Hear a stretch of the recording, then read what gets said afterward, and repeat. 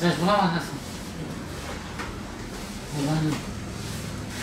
Hadi böyle كل ما راح تبرد هذا تربط الباقشة مشترك قرن غص إذا ساقوا بلد ده تربط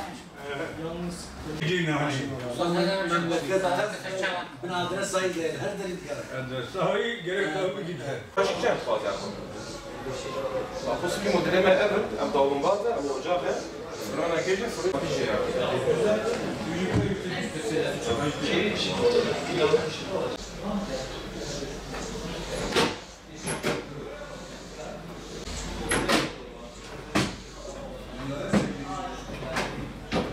Taksitlendirme ile ilgili sorunlarımız var. Birincisi taksitlerin düşmesi bizim için sıkıntı, karşı taraf için de sıkıntı. Kişilerin alım gücüne etki ediyor. Yani daha önceleri bankalar bizim üzerimizden mesela biz 3 taksit verdiğimizde onlar da artı 6, 4, 5, 7 verebiliyordular. Bu da tüketiciye 9 ay, 10 ay, 12 ay olarak yansıyordu. Bu ona bir kolaylık sağlıyordu. Şimdi tam tersi. Biz 2 ve 3 taksitin üzerine çıkamıyoruz. Bu da tüketici için biraz ödemede sıkıntı yaratıyor. Bir ikinci husus da biz artık şu anda şirketlerden alıcı yani mal değil de para alır durumuna düştük. Alacaklı duruma düştük. Sebebi de kendi kartlarımızı kullanamıyoruz. Taksitlerimiz düşük ama A firması bize benim kartıma vur, benim üzerimden bu alışverişi yap diyor. Ben 7 veya 8 taksit veririm diyor. Bu sefer onların kartlarını kullanıyoruz. Ama bu da bize ne mal oluyor?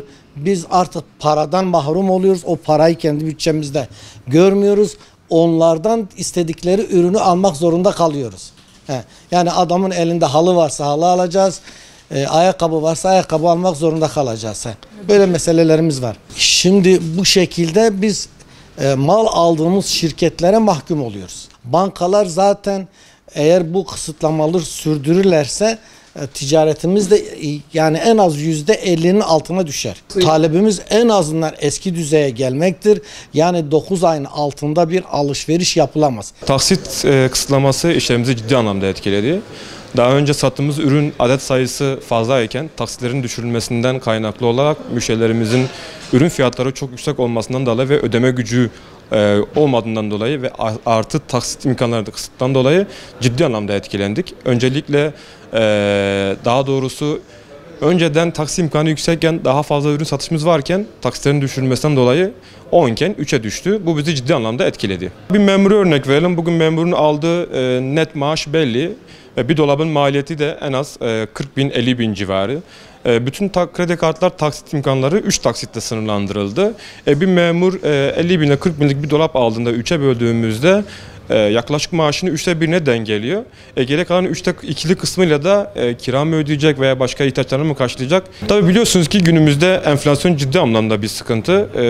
Taksit imkanları şu an 3 olduğunda müşteri ödeyemiyor. Bizim için de biz taksit imkanı fazla kendimiz taksit yapıyoruz. 4-5 taksit yaptığımızda bazen zorunda olduğumuzdan çıkabiliyoruz. Onu 5 ayda hesabımıza giriyor ücret ve bu da ciddi anlamda enflasyona karşı bizi ezdiriyor. Daha önce karımız örnek olarak 10 iken şu an 3'e düşüyor. O derecede çok ciddi anlamda sıkıntı yaşıyoruz. Bankalara gebe kaldık. Şöyle kimsede artık nakit para ihtiyacı nakit bulunmuyor. Nakit bulunmadığı için karta yönelmeye çalışıyorlar ama o da taksit olduğu için otomatik olarak sıkıntı yani insanlar ödeyemiyor hiçbir şekilde sıkıntı yaşıyoruz. Vatandaş geldiği zaman 3 taksit dediğimizde arkasına bakmadan kaçabiliyor. Yani talebimiz tabii ki de taksit imkanları artırıldığında piyasa biraz daha hareketlenir. Piyasa hareketlendirdiği zaman da biliyorsunuz ki ticarette olmazsa olmaz satıştır. Satışımız artacak.